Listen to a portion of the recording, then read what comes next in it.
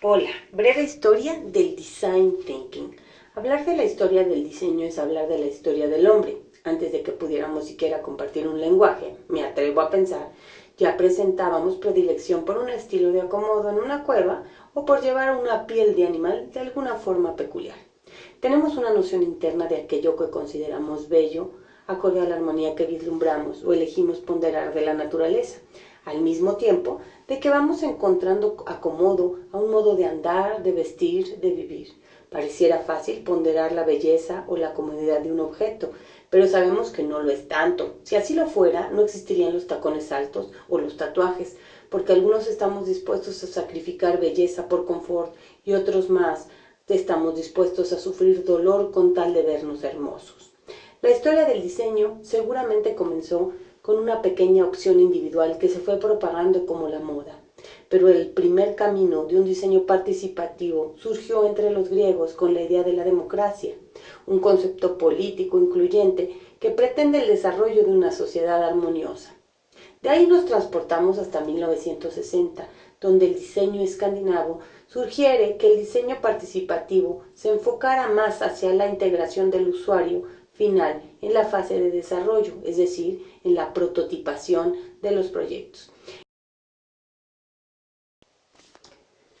En este momento del auge del movimiento del método de diseño, la ciencia comenzó a interceder para encontrar respuestas a partir de diversas investigaciones. A medida que avanzaba el desarrollo de prototipos en la década de 1980, esto se convirtió en sinónimo del emergente campo de diseño de interacción. Aquí se incorporan las pruebas de usabilidad, que incluyen maquetas, prototipo e incluso juegos de rol. Sin embargo, persistía la negligencia hacia la experiencia del usuario. En respuesta a esto, el diseño en colaboración comenzó a tener lugar. Este método alternativo tenía como misión la de transformar usuarios pasivos en diseñadores cooperativos. Poco a poco, las pruebas de usuario se basaron menos en la usabilidad y más en la experiencia y en la necesidad del usuario. Así, la experimentación sobre la eficacia adoptó un enfoque más humano, con la participación del consumidor a lo largo del desarrollo de un producto o sistema. Pero la idea del diseño no quedó solo en producto, pues pronto se comprendió que lo que más valoramos es una experiencia. Por tanto, el servicio es en gran medida el responsable de nuestra vivencia, como bien supo entender Walter Díaz. La evolución de la experiencia del cliente ha dado forma a gran parte de la metodología detrás del diseño de servicios, que busca colaborar con todos los usuarios para hacer que su experiencia sea memorable y genere fidelidad a la marca o concepto. Se entendió al fin que la construcción de relaciones entre las partes interesadas abre la comunicación y genera confianza. Esto se traduce en información valiosa. Fue así que surgió en 1990 el diseño centrado en el ser humano, que es una mezcla del diseño meta y el diseño del servicio, estrechamente relacionado con la antropología. El gran cambio consiste en que el diseño se concibe como una forma holística, una nueva forma de pensar que incluía la empatía y la comprensión del usuario. Desde principios de este milenio, el diseño centrado en el hombre se transformó en una filosofía, un nuevo modo de pensar al hombre, sus actividades, el consumo y el medio ambiente. Por tanto, el design thinking es una nueva percepción, un método para la comprensión, interpretación y desarrollo creativo de problemas complejos del hombre en su entorno, en relación al otro, a su medio ambiente y al confort y la belleza. El design thinking comienza cuando se pone el foco en lo que el cliente potencial quiere y necesita. Los pasos son empatía, definición, idea, prototipo y prueba. Desde la perspectiva neurológica, el proceso puede dividirse en tres aspectos. El primero es la contextualización, que comprende los pasos de la empatía y la definición. El segundo es el riesgo, idea y prototipo. Cabe señalar que existen dos tipos de riesgos, los calculados y los ambiguos, de los cuales hablaremos más adelante. El tercero es la elección, es decir, la prueba. Las personas tenemos dos sistemas de pensamiento que llamamos científicamente sistema 1 y sistema 2. El sistema 1 es la mente trabajando de forma inconsciente. Y gracias a Dios que lo hace, porque regula nuestros latidos de corazón y la respiración y todas las funciones biológicas de nuestro cuerpo. Es un pensamiento, digamos, algorítmico, un proceso en el que aplicamos lo que ya sabemos de forma sistemática y consistente, muy importante para el procesamiento cognitivo, porque si tuviéramos que reconstruir cada movimiento todos los días de nuestra vida, sería una tortura, por lo que nuestro cerebro toma escasos accesos directos que crean patrones algorítmicos que se aplican para llegar a respuestas. Sin embargo, de vez en cuando nos encontramos con algo que no coincide con uno de nuestros marcos preexistentes y nos saca del pensamiento algorítmico, llevándonos al sistema de pensamiento de tipo 2 o pensamiento de reflexión, que es el pensamiento consciente. Es un proceso en que la mente está alerta, trabaja en la captación de nueva información. Estamos, digamos, alertas, despiertos. El neurocientífico David Eagleman caracteriza el funcionamiento de nuestra mente usando como símil al Parlamento británico, donde cada sistema discute como lo haría una de las dos partes del Parlamento, es decir, de las facciones. Es por ello que a veces es difícil hacer que nuestro pensamiento consciente haga lo que queremos y no se deje llevar por las fuerzas que provienen del otro lado, es decir, del inconsciente. Habitualmente ambos sistemas simulan posibles escenarios y en última instancia elegimos una respuesta que resulta de la articulación entre el tipo 1 de pensamiento algorítmico y el tipo 2 de pensamiento reflexivo, es decir, las dos partes se ponen de acuerdo y llegamos a una conclusión. En Design Thinking, la primera perspectiva consiste en el trabajo con la empatía y la definición del problema.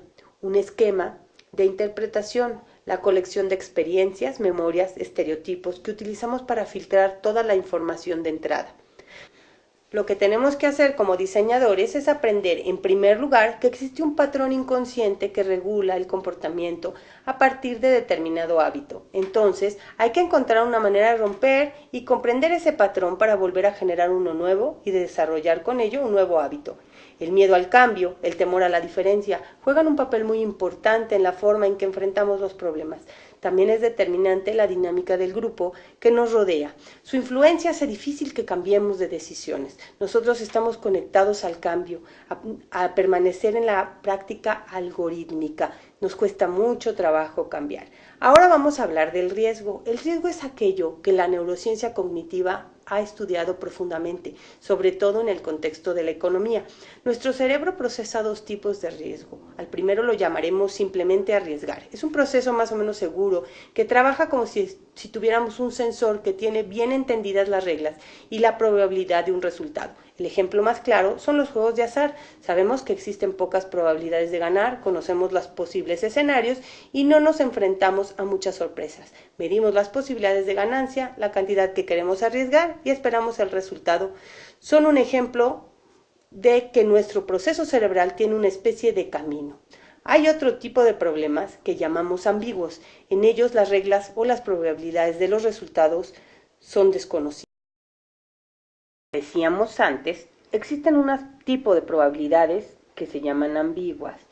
Y a este tipo de riesgo, hablamos cuando tratamos de cuestiones tan humanas como poner un negocio, tomar una decisión en la vida personal, como casarse, elegir una carrera. En este tipo de decisiones no es nada fácil predecir con certeza cuál va a ser el resultado. El mundo del diseño ha sido definido como un problema complejo, es decir, casi siempre integrado por problemas ambiguos, en el que los parámetros del asunto no se entienden lo suficientemente bien y por tanto puede ocurrir cualquier tipo de desenlace. Las emociones juegan un papel muy importante en el proceso, por lo que la comprensión de las mismas se convierte en una parte importante de la regulación de los riesgos y la definición de la ambigüedad en el proceso. En la fase de ideación, de nuevo, las emociones están involucradas, por lo que descifrar los hábitos y los temores de un usuario o de un consumidor contribuyen de forma fundamental, así como a entender el medio ambiente y la dinámica que juega la presión del grupo. Ante la dificultad para definir un problema ambiguo y vencer los temores, se utiliza la técnica de la empatía y luego la retroalimentación, que en lugar de criticar la idea de alguien por lo que carece, se enfoca en lo que nos gustaría y cómo podríamos mejorarlo. ¿Cómo elegimos una idea? Y luego construimos un prototipo para aprender de él, aunque no se trate del producto definitivo. La neurociencia saca conclusiones a partir de nuestros ancestros, en concreto de la conducta del cazador. Cada vez que había un objetivo, una presa, el cazador debía buscarlo por el bosque en un proceso que no era lineal. A cada paso del camino, el cazador percibe el ambiente, las circunstancias y a partir de ello toma decisiones. Este proceso lo podemos llamar exploración y consiste básicamente en dejarnos orientar con base en la experiencia de la prueba y el error. Una vez que la presa es encontrada y cazada, hay que llevarla a casa en un proceso mucho más simple y por supuesto satisfactorio que llamaremos fase de transporte. El beneficio de ambos procesos se produce al final de la fase de transporte. Nuestro sistema de recompensa se activa en el cerebro con este logro. Disfrutamos esta parte de la tarea, pero somos muy poco tolerantes ante la búsqueda y la experimentación, ya que involucra un montón de riesgo, de incertidumbre y de ambigüedad. Estas actividades son conducidas por dos modos de pensar: el pensamiento convergente, es decir, lineal, logro de objetivos, respuestas, y el divergente, búsqueda de opciones, pruebas y alternativas o preguntas.